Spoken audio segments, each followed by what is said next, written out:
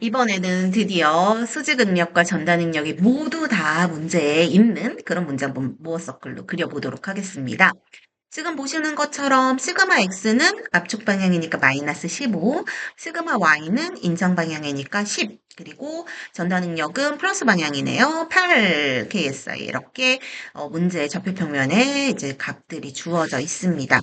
자, 그러면은 이것들을 가지고서 중심 구할 수 있죠. 2분의 시그마 x 더하기 시그마 y 해줘서 마이너스 15 더하기 10 하면 마이너스 5니까 2로 나눠주면 중심은 마이너스 2, 마이너스 2.5, 0. 아이고, 0. 요렇게 중심 일단 그려줄 수가 있고요. 그 다음에 그 반지름은 어떻게 되죠? 2분의 시그마 x 빼기 시그마 y를 제곱을 또 해줘야 되고요. 그 다음에, 걔를 가지고서 더하기 타워 xy 제곱 해주고 그 두 개 더한 거를 루트를 씌워주고 이렇게 계산을 해줘보면 반지름이 14.841 정도 나오는 거 알 수 있습니다.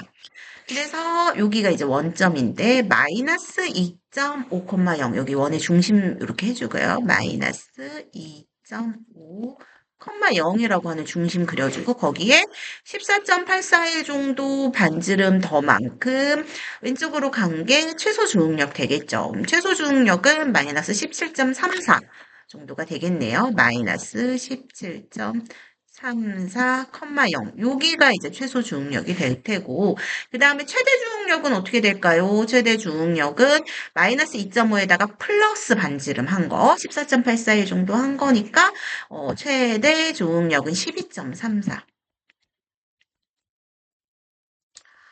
요렇게 해가지고, 이렇게 모아서클만 가지고 보면 주응력 아주 금방 구할 수 있고, 또 최대 전다 능력은 어떻죠? 최대 전다 능력은 여기잖아요. 반지름만큼이잖아요. 그래서 최대 전다 능력은 그대로 14.84가 되겠죠. 이렇게 주응력, 최대 전달 능력 같은 것들 다 쉽게 찾아줄 수가 있어요. 그냥 바로바로. 그 다음에, 그러면 우리가 이번에는 문제에 주어진 좌표 평면이 어디였는지 한번 찾아봅시다. 문제에 주어진 좌표 평면은요, 우리가 두 가지 점으로 일단 나타내 줄 수가 있는데, 하나는 요 시그마 x를 기준으로 하는 요 점을 하나 나타내 줄 수 있고, 그거를 이제 90도 돌아간, 모어 서클에선 180도 돌아가겠죠. 모어 서클은 항상 투세타를 중심으로 돌아가니까. 그래서 이 y축, 시그마 y를 기준으로 한 두 개의 점을 각각 그려줄 수가 있을 것 같아요. 그래서 우리가 일단은 먼저 시그마 x를 기준으로 한 거를 일단은 순서상을 어떻게 그려야 되지 생각을 해보면은요. 우리가 어떻게 일단 계산을 해줄 수가 있냐면요. 일단은 시그마 x는 쉬워요.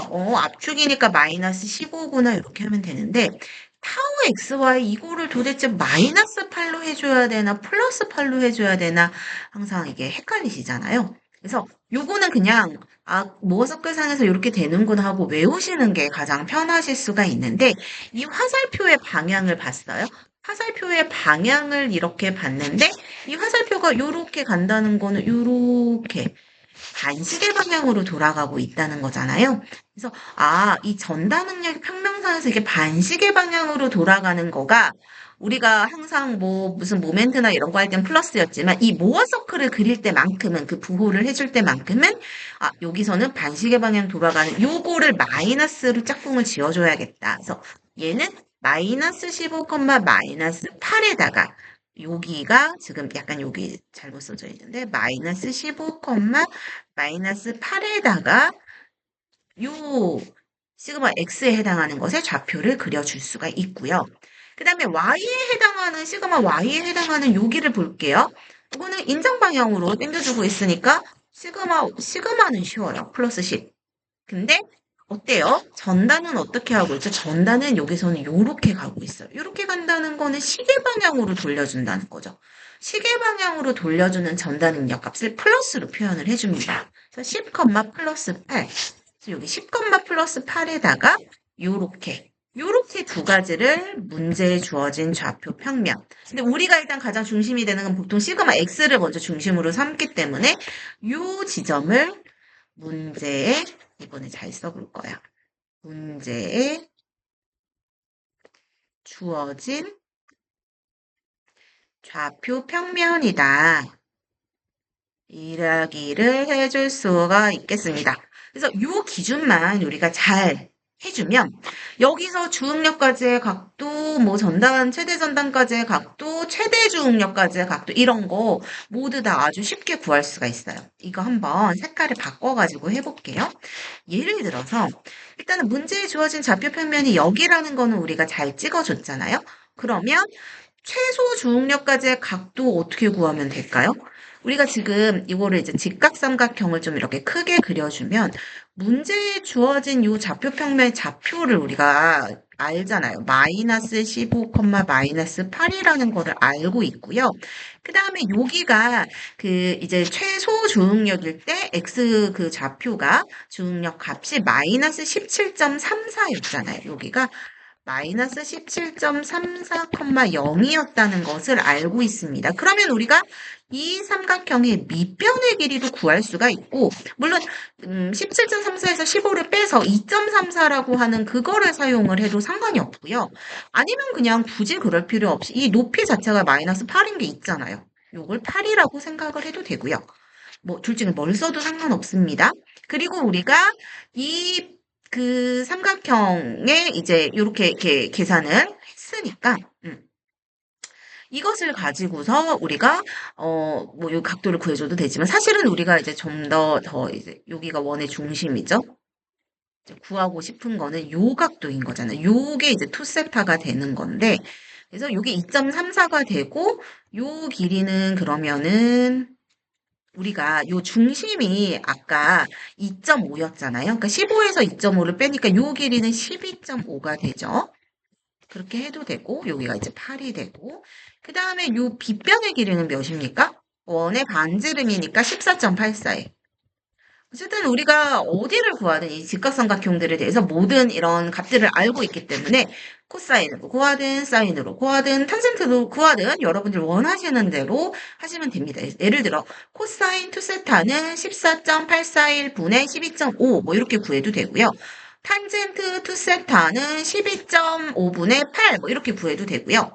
뭔가를 해서 이제 역탄젠트를 구해주고 이제 우리는 투세타가 아니라 세타가 필요하니까 그걸 2분의 1 해주면 각도를 구할 수 있는 거죠. 그래서 요 투세타 각도를 한번 그 역탄젠트를 하든 역코사인을 하든 해서 구해보면은 한 32.6 정도가 나올 거예요. 32.6도 정도가 나오니까 문제에 주어진 좌표 평면에서 최소 주응력까지는 이거의 절반인 16.3도를 이렇게 회전을 해주면은 클락와이즈로 시계 방향으로 회전을 해주면은 바로 최소 주응력 평면을 만나겠구나. 거기서 45도 더해주면은 그러면은 최대 전단 능력 평면을 만나겠구나. 거기서 또 45도 더해주면 그러니까 최소 주응력에서 90도를 더 회전시켜주면 최대 주응력 평면을 만나겠구나. 라는 것들을 모두 다 알 수가 있어요. 그러면 조금만 다시 여기를 깨끗하게 해보고 이거를 우리가 그 삼각형 트라이앵글 이런 어떤 좌표평면에 한번 표시를 해서 나타내라라고 했어요. 그러면 우리가 어떻게 하면 될까? 원래 주어진 좌표평면이 이렇게 똑바르게 있어요. 이렇게 해가지고 여기에 있는 좌표평면에 뭐 시그마 X도 있었고 시그마 Y도 우리가 문제에 주어졌고 전다 능력까지도 이렇게 주어져 있습니다. 요거를 가지고 어떻게 회전하면은 주응력 평면이나 최대 전단능력 평면이 될지를 따로 먼저 한번 그려보고 그 다음에 그걸 합쳐서 그리는 것까지도 한번 해볼게요. 그래서 저는 사실은 시험 문제를 낼 때 따로 이제 그려도 오케이. 그 다음에 한꺼번에 합쳐서 그려도 오케이. 이렇게 이제 보통 하기는 하는데 두 가지 방법을 모두 다 알고 있으면 편할 것 같아요. 맨 처음에는 따로따로 그리는 것이 이해가 쉽겠지만 나중에 이게 익숙해지다 보면 그냥 합쳐서 그리는 게 더 편해질 수도 있을 것 같습니다.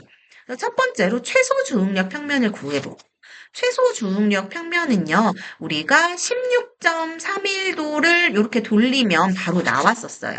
16.31도를 플러스 방향으로 돌린 거였기 때문에 우리가 얘도 이렇게 돌려볼게요. 제가 16.31을 아주 정확하게 표현하지 못하는 것은 미리 양해를 구하지만 이게 16.31도라고 치고요.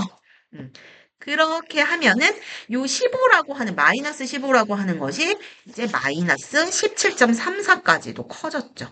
마이너스 17.34까지도 이렇게 커진 이렇게 되는 거죠. 이렇게 되고 이제 전단 능력이 0이 되는 이런 평면이 존재를 하는 거고요. 이거를 이제 45도를 더 돌려주는 거예요. 45도를 더 돌려가지고 또 나의 암산 실력이 그렇게 훌륭하지는 않기 때문에 조금씩 이제 버퍼링이 걸립니다. 45를 더해주면은 몇 도가 될까? 몇 도가 될까? 45를 더하면은 너무 어려워요. 61.31도. 아니라고 하더라도 여러분들이 제대로 계산을 해 봅시다. 어쨌든 45도를 더 돌려서 이게 원래 거보다 예를 들어 한 61.31도 정도가 이제 더 돌아갔다고 치고, 그러니까 여기 최소 중력 평면에선 45도가 돌아간 거죠. 그렇게 돌아간 여기서는 이제 전단능력 성분이 있는 건데 전단능력 값이 아까 몇이었다? 최대 전단능력 반지름이 14.84였다. 그러니까 여기서 14.84였다. 이렇게 14.84였다. 이렇게 해가지고 이게 14.84고요. 근데 이제 우리가 그때의 그 수직응력 값도 표현을 지금 계속 문제에서 해주고 있으니까 그때의 수직응력 값은 딱 이 원의 중심이죠. 마이너스 2.5가 됩니다. 그래서 마이너스 2.5,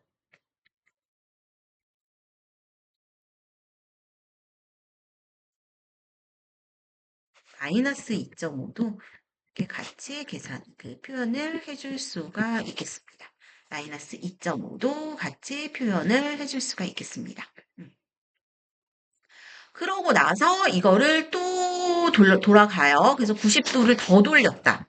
90도를 이제 더 돌렸다. 그러면은 결국에는 이 16.31도를 돌린 이 네모에서 90도를 이제 더 돌린 거잖아요.